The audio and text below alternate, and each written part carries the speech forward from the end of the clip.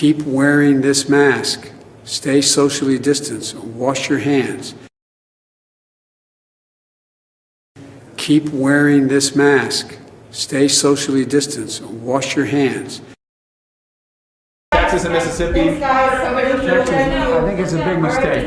Look, I hope everybody's realized by now, these masks make a difference.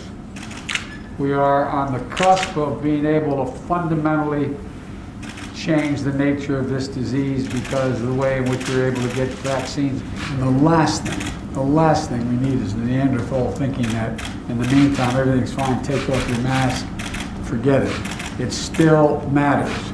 The problem is, if you're President Biden, you have said that this is going to be the soul of the nation is going to come back. We're going to have a complete and utter paradigm shift. Angels are going to come down from the sky, and there's going to be nothing but unity in the country. There's no unity whatsoever, and I think it's really unfortunate. I don't like it at all. What is Joe sending Texas besides COVID immigrants and insults?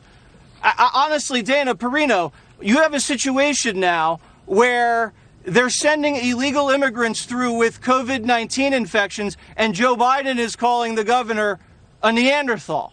It doesn't make any sense to me. What everybody saw yesterday was a reflection of his frustration and exasperation, which I think many American people have. It just is inexplicable why you would want to pull back now. I understand the need to want to get back to normality, but you're only going to set yourself back if you just completely push aside the public health guidelines, particularly when we're dealing with anywhere from 55 to 70,000 infections per day. I think that there are some states that are definitely choosing the wrong path here. You know, I've been saying over the past number of days that I've had cautious optimism, but that's tempered when you see states removing mask guidance. You know, one of the things we learned over the course of last year was the value of masks. They literally want to sacrifice the lives of our fellow Texans for, I don't know, for political gain, to satisfy certain powerful interests within the state. It's hard to escape the conclusion that it's also a cult of death.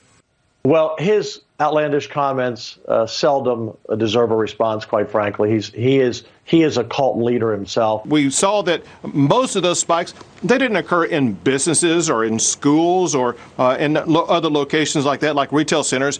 Most of those transmissions occurred in the home setting where people were not wearing a mask in the first place. And so the mask requirement being eliminated isn't going to make that big of a change in the state of Texas.